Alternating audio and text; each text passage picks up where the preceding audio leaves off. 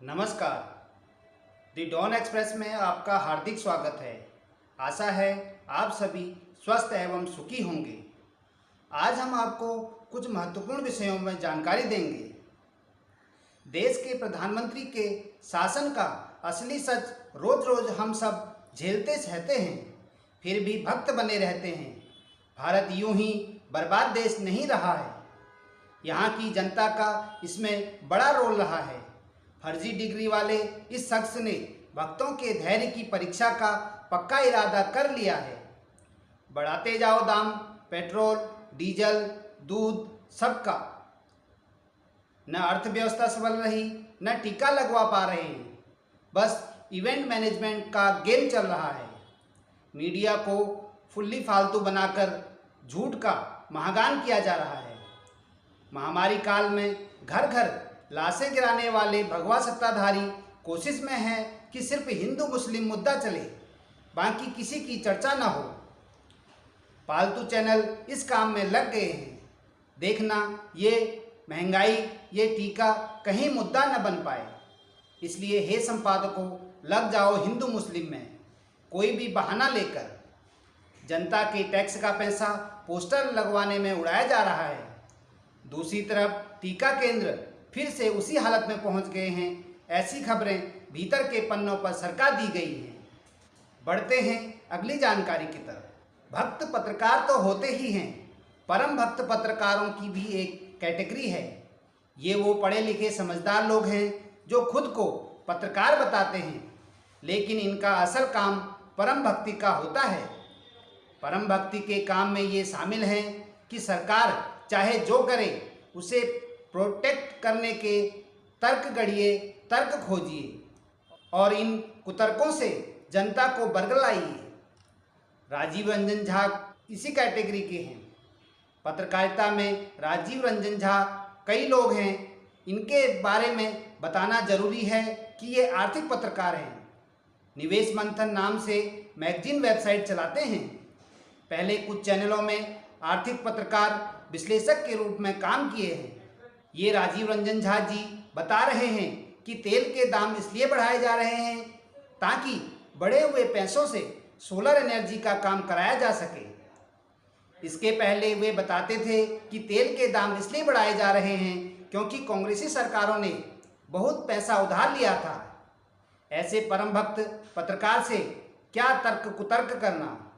हाँ, इनकी पोस्ट के कमेंट बॉक्स में कुछ लोगों ने जरूर आईना दिखाया है कि जब तेल के दाम बढ़ाना इतना ही ज़रूरी था तो आजकल के तेल के दाम के आधे दाम होने पर भी कांग्रेस राज में आप लोगों की पार्टी के लोग काहे रोते बिलखते प्रदर्शन करते थे। सच्चाई ये है कि ये सब बातें फालतू हैं, अंधभक्तों को नहीं दिखाई देगा। ये सब करोड़पति लोग हैं, इनको खाली मोदी मोदी करना है। आम आदमी की हालत इन्हें क्या पता।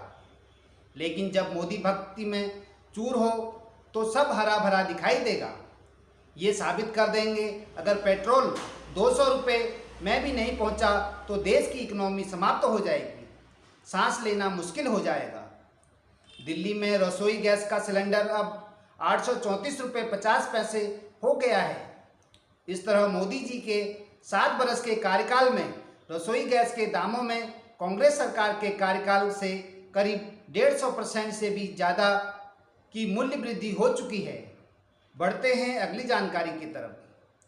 22 मई 2018 को तमिलनाडु के थुथुकुडी में पुलिस फायरिंग में 13 मजदूरों की उस वक्त हत्या हो गई थी जब वे स्टरलाइट के स्मेल्टर प्लांट के खिलाफ विरोध प्रदर्शन कर रहे थे।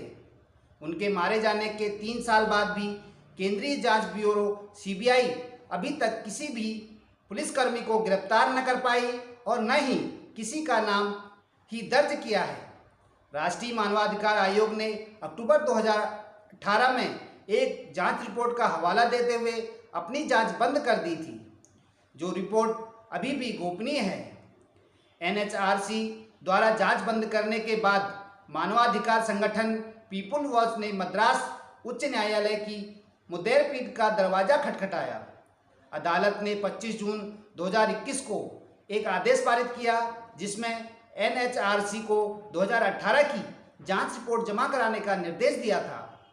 अदालत ने राज्य सरकार को न्यायिक आयोग की अंतरिम रिपोर्ट पेश करने का भी आदेश दिया है। न्यायमूर्ति अरुणा जगदीशन आयोग ने 21 मई 2021 को अपनी अंतरिम रिपोर्ट सौंपी थी। ऐसा तब किया गया जब नई सरकार ने इसकी मांग की थी। राज्य सरकार ने प्रदर्शनकारियों के खिलाफ दर्ज कुछ मामले वापस ले लिए हैं। 3 साल के बाद भी किसी के भी खिलाफ मुकदमा दर्ज नहीं किया गया। मद्रास हाईकोर्ट की मुद्देर पीठ ने कहा, यह कुछ हद तक चिंताजनक मामला है कि राज्य ने अपनी पुलिस के माध्यम से निहत्थे प्रदर्शनकारियों पर गोलियां चलाई और घटना के 3 साल बाद किसी पर भी कोई मामला दर्ज नहीं किया गया।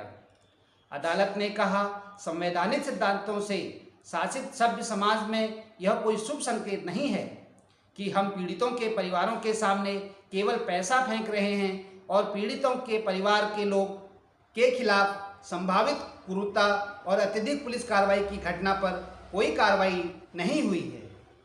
बढ़ते हैं अगली जानकारी की तरफ। देश और दुनिया का एकमात्र संस्कृत में प्रकाशित होने वाला अखबार सुधर्मा के संपादक के संपत कुमार अब नहीं रहे। बुधवार दोपहर को कार्डियक अरेस्ट के बाद मैसूर में उनका निधन हो गया। वह 64 साल के थे। संपत कुमार के परिवार में उनकी पत्नी विदुषी के.एस. जयलक्ष्मी हैं। उन्हें उनकी पत्नी के साथ सभी बाधाओं के खिलाफ प्रकाशन को जीवित रखने के उनके अथक प्रयासों के लिए सरकार द्वारा 2020 में पद्मश्री से सम्मानित किया गया था। संपत कुमार ने अपने पिता पंडित के.एन. वरदराजा अयंगर से पदभार संभाला था, जिन्होंने 1970 में सुधर्मा लॉन्च किया था। साथ ही यह भी सुनिश्चित किया कि प्रकाशन अपने पाठकों तक पहुँचे। उन्होंने एक रिपोर्ट प्रूफ रीडर, संपादक और प्रकाशक के रूप में काम किया। दुनिया भर के संस्कृति विद्वानों और समर्थकों तक पहुंचने के लिए संपत कुमार ने एक ई-पेपर लॉन्च किया और अखबार डिजिटल हो गया। प्रिंट संस्करण में लगभग 4000 पाठक थे। इनमें ज़्यादातर देश भर के विभिन्न संस्कृत विश्वविद्यालयों और संस्थानों में थे। वहीं इसके डिजिटल संस्करण से काफ़ी लोग पढ़ते थे।